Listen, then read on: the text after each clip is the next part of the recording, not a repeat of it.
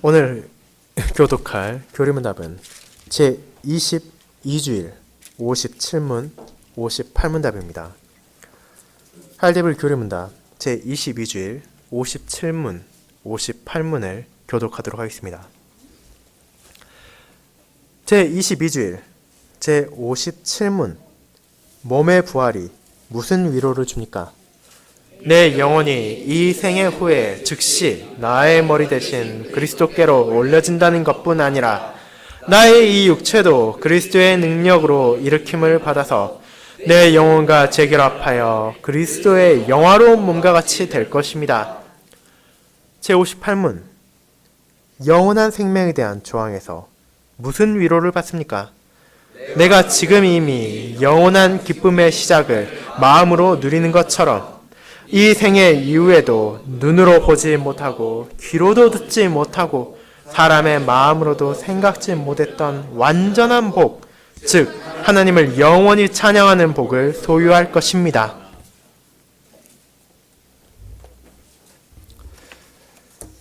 교리문답 설교 이후에는 찬송 1A장을 통해 사도신경을 함께 고백하고 찬송 51장 2A, 2B, 5, 7B절을 함께 찬양하도록 하겠습니다.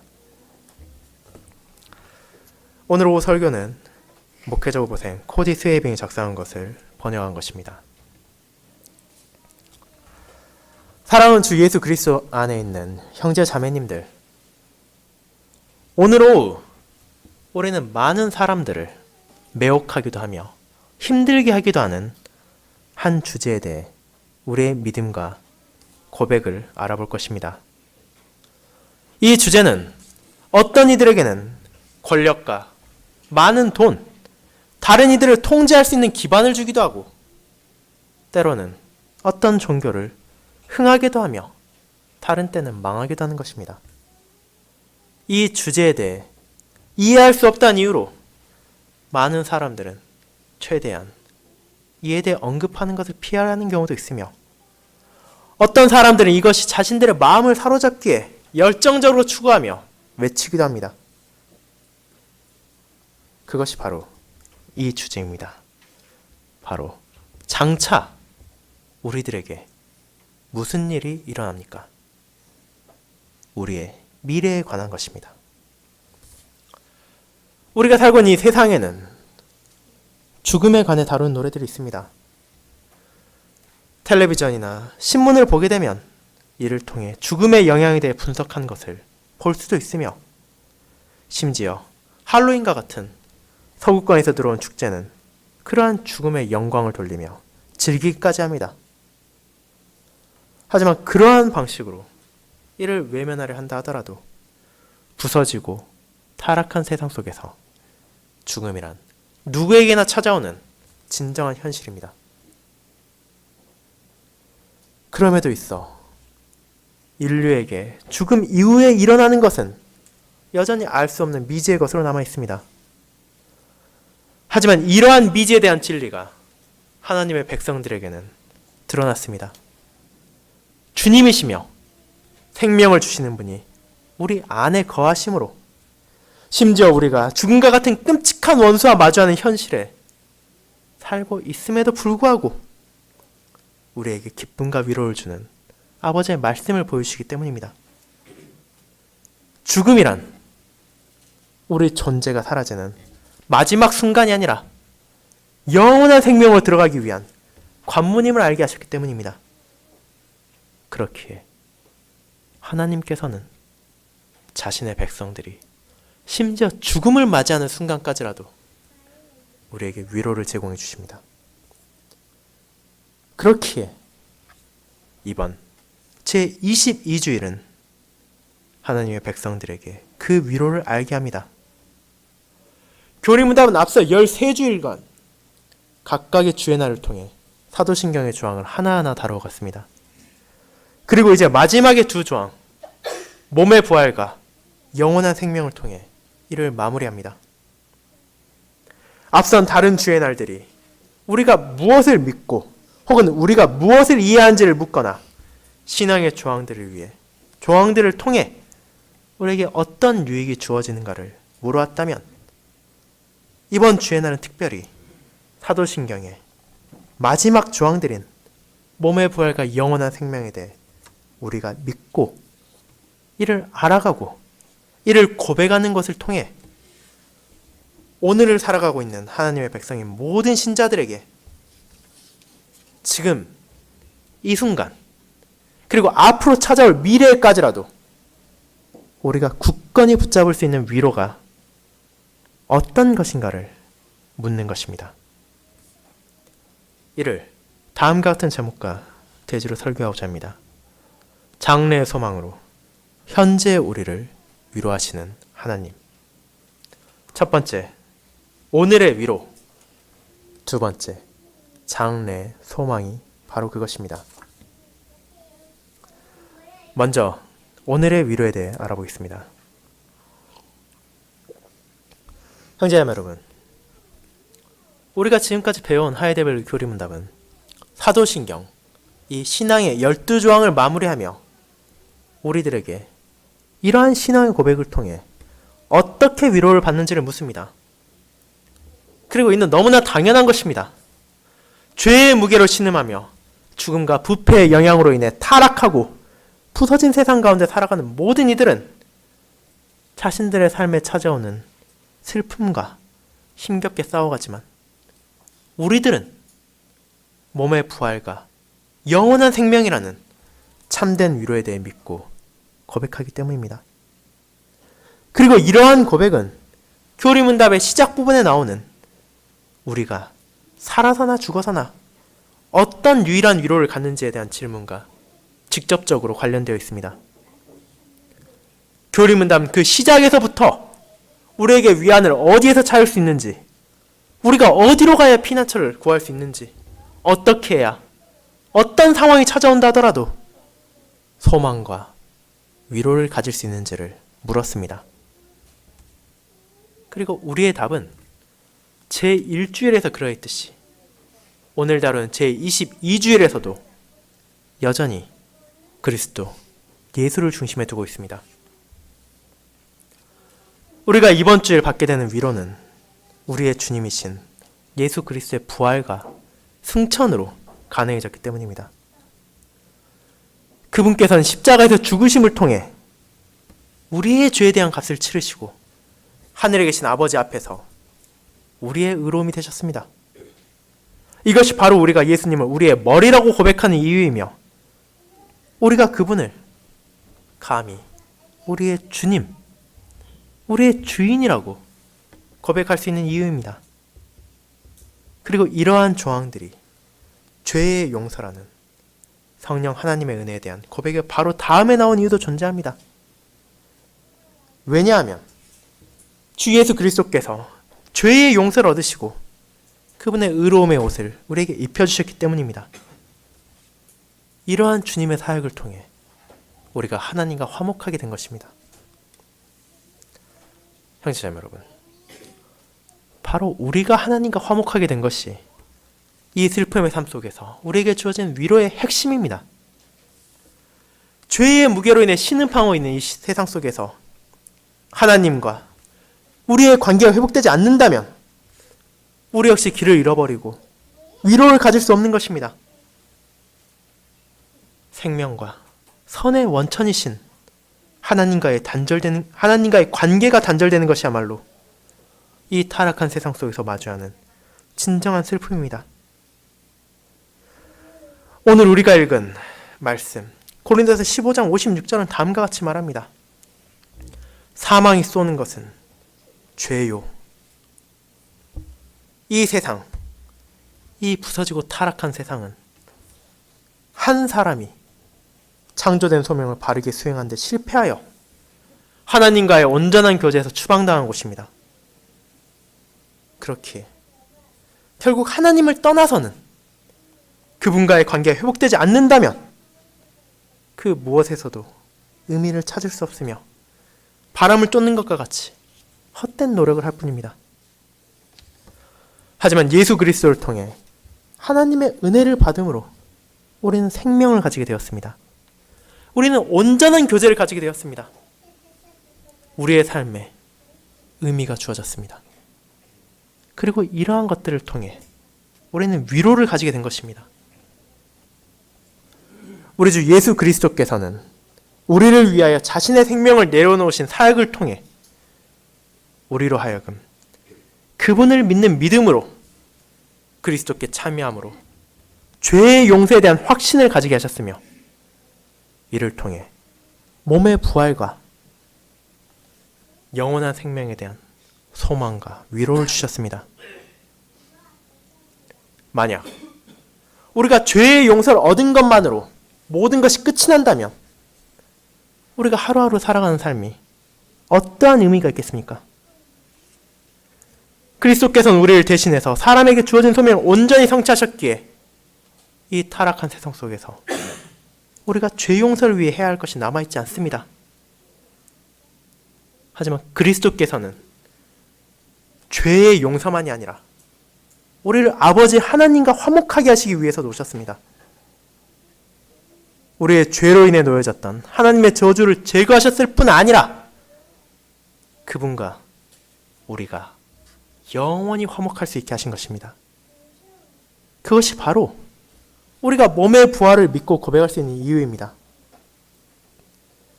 그리스도의 사역으로 인해 구속받은 우리에게 그리스도의 영이 오셨으며 그분께서 우리 안에 영원히 거하십니다. 그분께서는 우리로 하여금 죄와 마귀를 무찌르시고 죽음으로부터 승리하신 그리스도의 길, 우리의 주님의 길을 따라갈 수 있도록 모든 백성들을 성화의 길로 인도하시며 그에 필요한 모든 은사를 주셨습니다. 우리가 오늘 읽은 바와 같이 첫사람인 아담은 생명이 되었으나 마지막 아담은 살려주는 영이 되셨습니다. 그리스도께서 무덤 안에 더 이상 머물러 계시지 않으시고 죽은 자들 가운데서 살아나심으로 승리가 선포되었습니다. 그분께서는 영광스러운 몸을 받으셨으며 더 이상 죽음은 그분을 주장할 수 없게 되었습니다. 그리고 이것이 바로 이미 일어난 현실이며 오늘날 살아가는 우리에게 주어진 위로입니다. 살아계신 그리스도께서 지금 하늘에 계시며 생명을 주시는 그분의 영, 성령님께서 우리에게 오심으로 그리스도와 그분의 모든 은덕이 우리를 참여시켰습니다. 그리고 우리가 참여한 그리스도의 은덕 가운데 하나가 바로 몸이 부활하여 그리스도의 영화로운 몸과 같이 되고 영원한 생명을 가지게 되는 것입니다. 만약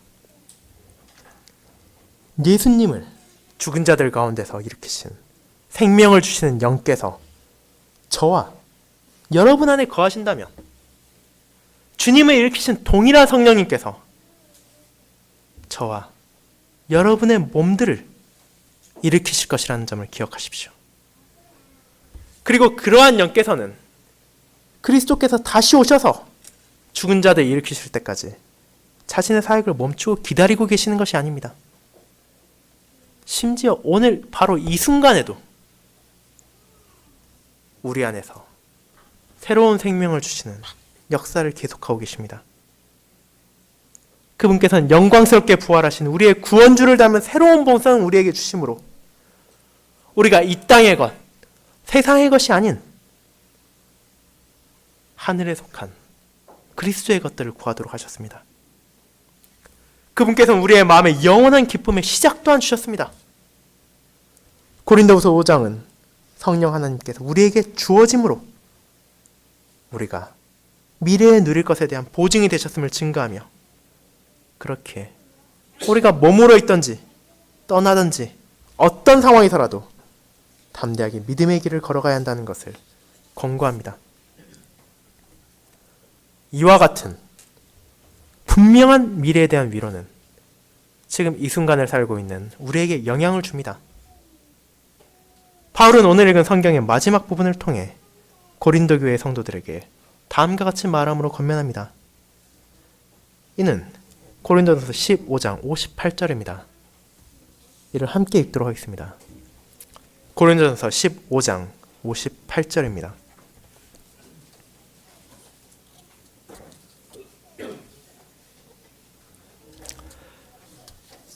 그러므로 내 사랑하는 형제들아, 견실하며 흔들리지 말고 항상 주의 일에 더욱 힘쓰는 자들이 되라.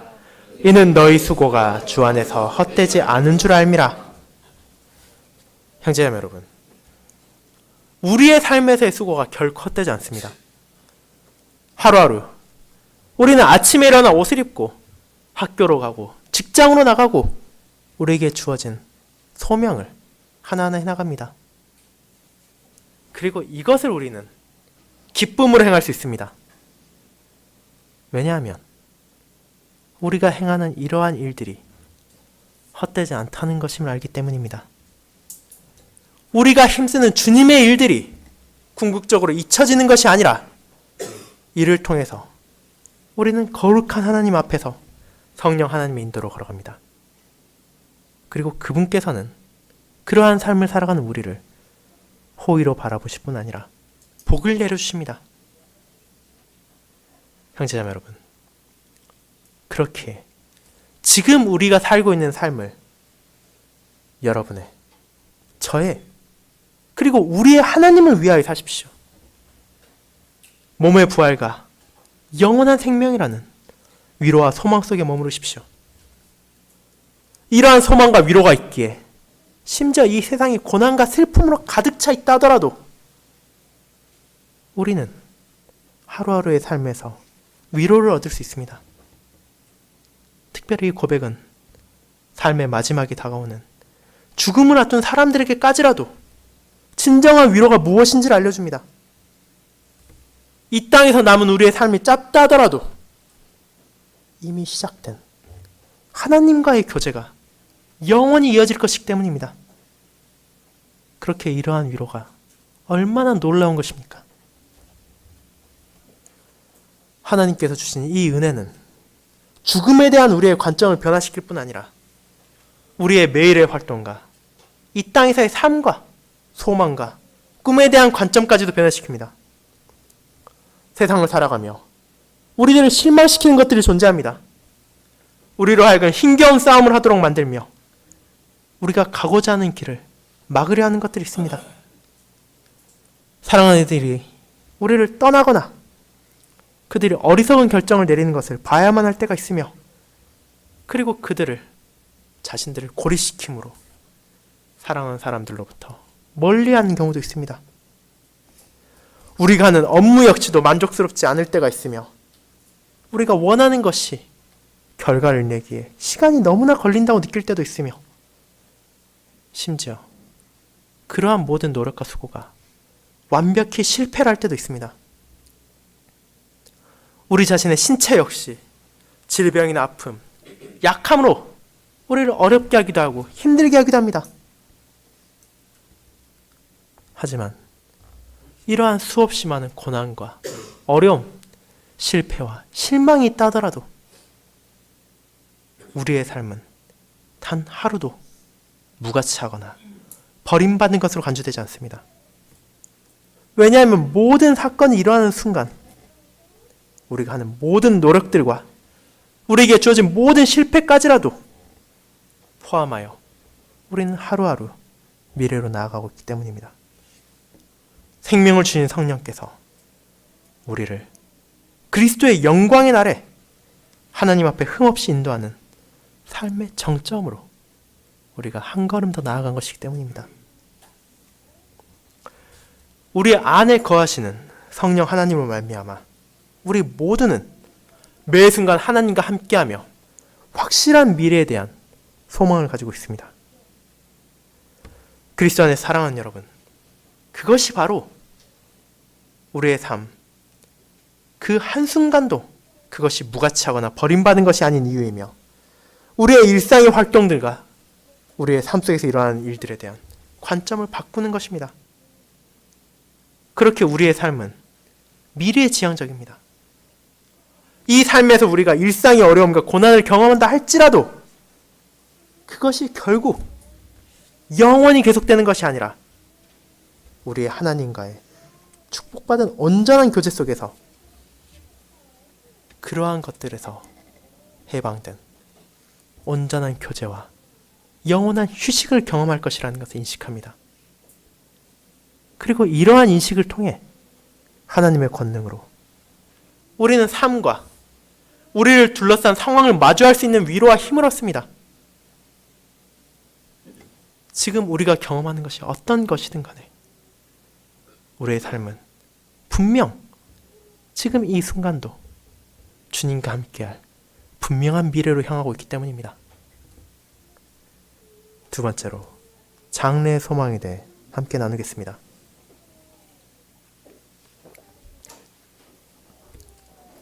성도 여러분, 그렇게 기독교는 진정으로 미래지향적인 종교입니다.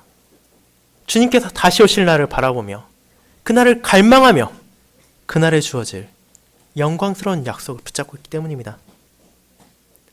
하지만 이것이 우리가 지금 살고 있는 현실을 무시하거나 우리의 현실이 아무런 가치가 없다고 생각하는 것이 아니며 우리의 과거나 우리의 현실에서의 행동의 결과가 어떤 영향도 미치지 못한다고 생각하며 살아가는 것은 잘못된 이해입니다. 우리는 앞서 믿음을 통해 우리가 확신하게 되는 오늘을 위한 위로, 그리고 현재 우리의 활동들의 의미에 대해 알아보았습니다. 지금 우리 모두는 사도 바울이 말한 것 같이 주의 일에 힘쓰며 그리스도께서 돌아오실 날을 기다리고 있는 것입니다. 이러한 기다리는 삶에서 주의 일에 힘쓰므로 내일을 향하는 이 소망이야말로 그 누구도 우리의 마음에서 빼앗을 수 없으며 제거할 수 없는 것입니다. 가장 먼저 장래에 대한 소망은 우리에게서 죽음에 대한 공포를 제거합니다. 물론 그렇다고 해서 죽음의 처참한 현실이 제거되는 것이 아닙니다. 죽음이란 결코 자연적인 것이 아니며 사람이 창조될 때 마주하도록 준비된 것이 아닙니다. 그렇기에 삶 속에서 질병에 걸리고 죽음을 맞이한다는 것은 우리의 죄와 비참을 바라보게 하며 우리의 가슴을 찢어지게도 하는 큰 슬픔의 원인이 되기도 합니다. 형제자매 여러분, 그럼에도 우리는 죽음에 대한 공포가 제거되었다고 고백할 수 있으며 사랑하는 사람을 먼저 보낸 이들이 주님의 약속 안에서 위로와 평안을 받을 수 있음을 믿습니다. 이것이 분명한 사실입니다. 하지만 동시에 죽음이 가져오는 끔찍한 현실과 그것의 영향을 간과하지도 않습니다. 왜냐하면 죽음은 여전히 우리의 원수이며 우리를 슬프게 하며 우리에게 상처를 주기도 하는 끔찍한 원수이기 때문입니다. 하지만 이 역시 이미 패배한 원수입니다. 우리는 그리스도의 부활로 인해 죽음이 사람에게서 결코 마지막 순간이 아니라는 것을 믿음으로 위로를 받습니다. 우리는 죽음이 끝이 아니며 종점이 아니라는 사실을 알고 있습니다. 죽음이란 자신의 모든 백성들을 부르시는 하나님과의 영원한 교제로 나아가는 통과점이기 때문입니다. 우리가 고린도전서 15장에서 읽은 바와 같이 썩을 것이 썩지 아니함을 입고 죽을 것이 죽지 아니함을 입을 때가 올 것입니다. 형제자매 여러분, 그날이 오기까지 죽음이란 우리가 하나님의 임재로 나아가는 관문입니다. 우리가 교리문답에서 고백하는 바와 같이 우리의 영혼은 이 생애 후에 즉시 우리의 머리 대신 그리스도께로 올려질 것입니다. 그렇게 우리는 그 사이에 중간 단계가 있다고 믿지 않습니다. 죽은 후에 천국에 가기 전에 머무른다는 연옥이란 존재하지 않습니다. 연옥이란 일부 신자들, 특별히 천주교인들이 만들어낸 상상의 산물로 신자들이 죽었을 때 충분하게 선수하지 못한다면 하나님 앞에 나아가기 전 깨끗하게 되는 과정이라고 합니다. 하지만 그러한 믿음은 그리스도의 온전하신 구속사역과 반대되는 것입니다. 연옥과 같은 사고방식을 통해 그들은 그리스도의 공로를 입었으나 우리는 여전히 하나님께서 우리를 의롭다 인정하지 않으실 것이라는 생각을 내포하고 있기 때문입니다. 그뿐 아니라 이는 성령 하나님께서 자신의 백성들 안에서 머무르시면서 그들을 새롭게 하시며 하나님을 향한 거룩한 길로 인도하신 일을 온전히 성취하지 못하실 것이라는 생각을 내포하고 있습니다. 심지어 이는 성령 하나님의 사역이 완수되기 전에 그분의 백성이 죽을 수 있다고 생각하므로 우리의 모든 삶을 통해 자신의 백성들을 마지막에 찾아올 영광스러운 장래로 인도하시는 아버지의 섭리를 거부하는 것이기까지 합니다. 그렇게 이러한 사고는 하나님께서 알려주신 바가 아닙니다. 죽음이란 우리에게 있어 하늘 아버지와 함께하는 영원한 휴식으로, 영원한 교제로 가는 입구일 뿐이기 때문입니다. 그리고 이러한 믿음은 동시에 우리가 영원히 잠든다는 것에 대해서도 믿지 않는다는 것을 의미합니다. 우리가 성경을 읽을 경우 종종 죽음을 사람이 잠이 드는 것과 같이 묘사하는 것이 있음을 발견할 수 있습니다. 마가복음 5장에서 우리의 구원 주신 예수 그리스도께서는 회당장의 죽은 딸을 잔다고 하심으로 주변 사람들에게 비웃음을 당하기도 하셨습니다. 어떤 이들은 이러한 표현과 구약에 나오는 수월의 묘사를 연결해서 그리스도께서 하늘의 구름을 타고 다시 오시는 날 우리의 육신들의 일으킴을 받아 영혼과 재결합하는 순간까지 우리 영혼이 잠들어 있을 것이라고 주장합니다. 그리고 이러한 이단의 가르침이 연약한 신자들의 마음을 사로잡아 그들을 거짓된 길로 이끌기도 했습니다. 하지만 이 역시 진리가 아님은 우리가 죽었을 때 우리의 영혼이 즉시 우리의 머리이시며 주인이신 그리스도께로 올려질 것이기 때문입니다. 우리는 이 사실을 어디서 가장 명백하게 알 수 있습니까?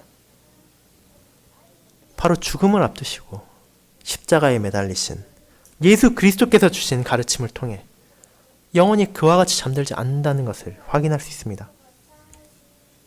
주님께서 십자가에 못 박히시고 군인들과 백성들에 의해 희롱당하고 비웃음 당하실 때 그 옆에는 십자가에 매달린 다른 두 죄인이 있었습니다. 한 죄인은 주님을 비방하며 백성들과 군인들과 마찬가지로 지금 당장 기적을 일으켜 자신들을 구원해보라고 비꼬았지만 다른 한 죄인은 그러한 세상의 방식으로 비꼬는 것이 아니라 자신의 죄악과 주님의 무죄하심을 자각하고 있었습니다. 그렇게 주님을 비난한 대신 자신의 죽음은 마땅한 것이나 죄가 없으시며 옳지 않은 것을 결코 행하신 적이 없으신 주님을 향해 그저 자신을 기억해달라고 부탁드렸을 뿐입니다. 그와 같이 스스로의 죄를 회개한 죄인에게 주님께서는 다음과 같이 말씀하셨습니다. 내가 진실로 내게 이르노니 오늘 내가 나와 함께 낙원에 있으리라. 영혼이 잠들어 주님께서 돌아오시는 날 육신이 부활하여 그제서야 주님과 함께 있는 것이 아니라 바로 오늘 죽은 이후 즉시 머리 대신 그리스도와 함께 할 것입니다. 그렇게 우리의 영혼은 육신의 죽음 이후 잠이 드는 것이 아니라 몸이 부활하는 주님의 영광스러운 날까지 그분과의 기쁨을 함께 나누고 있을 것입니다. 이러한 진리를 너무도 잘 알고 있었기에 사도 바울 역시 빌립보의 성도들에게 보낸 편지를 통해 이 땅을 떠나 그리스도와 함께하고 싶다는 자신의 소망을 기록하기도 했습니다. 심지어 그는 그리스도와 함께 있을 것이기 때문에 자신에게 있어서는 죽는 것도 유익하다고까지 말했습니다.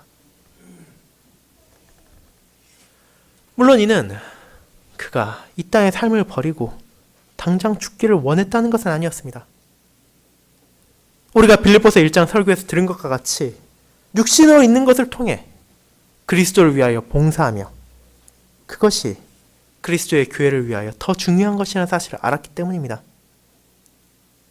그렇게 그는 자신의 삶을 통해 그의 구원주인 예수님을 향해 영광을 돌리며 주님의 일을 멈추지 않고 할 수 있었습니다. 하지만 바울은 동시에 그가 이 땅을 떠나는 순간이 어느 때이건 어떤 상황이건 간에 그날이 오면 즉시 하늘에 계시는 그의 주님께 받아들여져서 그분과 함께할 것임을 알고 있었으며 그러한 확신을 같은 성도들에게 알렸습니다. 그렇게 이러한 잠드는 묘사는 우리로 하여금 영원히 잠을 드는 것이 아니라 천국에서 쉬는 것이 우리의 마지막 상태가 아니라는 것을 상기시킵니다. 분명 저와 여러분 모두는 하늘에서 주님과 함께함으로 죄와의 싸움, 고통과 고난을 겪는 것이 완전히 멈춘 이 영광스러운 순간을 고대하고 있습니다. 그리고 그때가 되면 이 땅에서 우리가 경험하는 것과 다른 온전하신 하나님의 임재를 경험하게 될 것입니다. 이것이 너무도 놀라우며 너무도 감사하지만 심지어 그것까지도 끝이 아닙니다. 우리가 바라는 것은 우리의 영으로만 주님과 함께하는 것이 아니라 육체 역시도 함께하는 그날이기 때문입니다. 그리스도 예수께서는 영화로운 몸을 가지셨으며 우리 역시도 그분의 몸과 같이 영화로운 몸을 받게 될 영광스러운 부활의 날을 간절히 갈망합니다.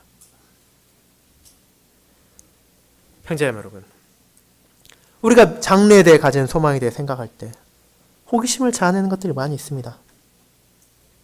그리고 오늘 본문은 특별히 육체의 부활을 다루고 있습니다. 그리고 이는 우리에게 그리스도와 함께하는 미래에 대해서 어떻게 이해할지에 대해서 알려줍니다.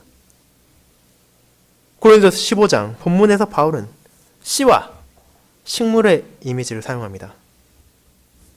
우리의 몸은 성장하여 아름다운 꽃을 피우기 위하여 어두운 땅에 심겨지는 씨앗과 같습니다.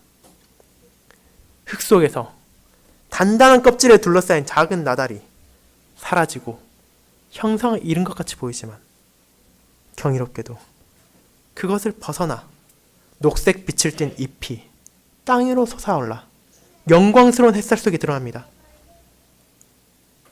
그렇게 바울은 우리의 현재인 썩고 욕되며 약한 육의 몸과 그리스도께서 돌아오실 때 우리가 받게 될 썩지 아니하며 영광스러우며 강한 신령한 몸을 대조합니다. 우리가 지금 가지고 있는 것이 그리스도께서 다시 오실 영광의 날에 훨씬 충만한 것이 될 것입니다. 그럼에도 이 본문의 의미를 영이 육신을 대체한다는 것으로 받아들이거나 혈과 육이 하나님의 나라를 이어받을 수 없다는 것을 우리가 더 이상 육체의 몸을 가지지 않을 것이라고 생각해서는 안 됩니다. 바울은 우리가 이 땅에서 가지고 있는 것을 그리스도께서 지금 하늘에서 가지고 계신 것과 대조하고 있습니다. 그리스도께서는 심지어 지금 이 순간에도 부활하신 이후 제자들이 그러했듯이 만질 수 있는 몸을 가지고 계시며 제자들 앞에서 보이신 것과 같이 먹을 수 있는 몸을 가지고 계시며 제자들이 하늘로 올려지심을 바라본 것과 같이 볼 수 있는 몸을 가지고 계십니다. 그렇기에 우리가 신령한 몸을 말한다는 것은 마지막 아담이며 생명을 주시는 영이신 우리 주 예수 그리스도께서 가지신 것 같은 영광스러운 부활의 몸을 뜻하는 것입니다. 자, 그러한 영광스러운 몸, 영광스러운 부활의 몸이라 하더라도 그리스도께서 다시 오시는 날 우리가 가장 받기를 원하는 최종적인 결과물이 아닙니다. 우리가 아무리 영화로운 몸을 받았다고 한들 그 몸으로 살아가야 할 목적이 없다면 그것이 어떤 의미가 있겠습니까? 만약 우리가 생명과 선의 원천이신 하나님과 함께하지 못한다면 어떤 영광을 받는다 하더라도 우리가 어떤 아름다움을 가진다 하더라도 그것은 결국 낭비될 뿐이며 의미 없는 방황을 계속할 뿐입니다. 그렇다면 우리가 받게 될 이 영화로운 몸은 무엇을 위한 것입니까? 이는 분명한 목적을 가지고 있음을 주님께서는 알려주셨습니다. 이러한 영화로운 몸을 가지고 우리는 새하늘과 새 땅에서 우리의 거룩하신 하나님과 영원한 삶을 누릴 것입니다. 사랑하는 여러분, 그것이야말로 우리가 누릴 수 있는 완전한 복이자 우리가 다른 무엇으로도 경험할 수 없는 놀라운 은혜입니다. 그 어떤 사람도 감히 눈으로 보지도 못했으며 귀로 듣지도 못했으며 심지어 그들의 마음속으로 상상조차 하지 못했던 것을 우리는 소유하게 되는 것입니다. 우리의 거룩하시고 위대하신 하나님과의 온전한 교제를 나누게 될 날이 올 것입니다.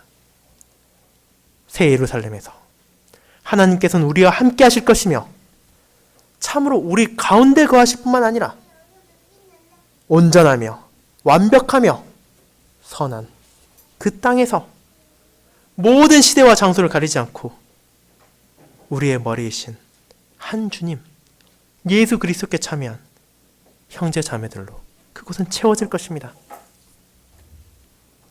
사랑하는 여러분, 이것이 바로 우리가 가지는 미래에 대한 소망입니다. 이것이 바로 우리를 기다리고 있는 장래입니다. 이 땅의 삶 속에서 우리는 너무도 많은 슬픔을 겪고 있으며 그러한 것은 때로는 우리를 힘들게 하기도 하며 큰 상처를 입히기도 합니다. 하지만 그 어떤 순간에도 우리는 미래에 대한 소망을 가지고 있습니다. 이 소망은 우리가 지금 가지고 있는 현실과는 너무도 대조적이기에 우리에게 위로를 주며 이 땅의 삶에 있어서도 주의 일에 힘을 쓸 수 있도록 우리를 격려합니다. 그렇게 바울은 우리에게 견실하며 흔들리지 말고 항상 주의 일에 더욱 힘쓰는 자가 되라고 상기시킵니다. 이 세상의 그 어떤 것이라도 우리를 주님의 사랑으로부터 분리시킬 수 없습니다. 그 누구도 우리 삶 속에서 역사하시는 성령 하나님의 역사에서 우리를 떼어놓을 수 없습니다. 그렇기에 이 땅에서의 우리의 수고까지라도 주님 안에서 헛되지 않습니다. 이와 같이 그리스도 안에서 미래에 대한 분명한 확신을 가진다는 것은 우리의 삶에 있어서도 견고한 위로를 줍니다. 이 위로 안에서 다시 한번 주의 일에 더욱 힘쓰시길 바랍니다. 아멘.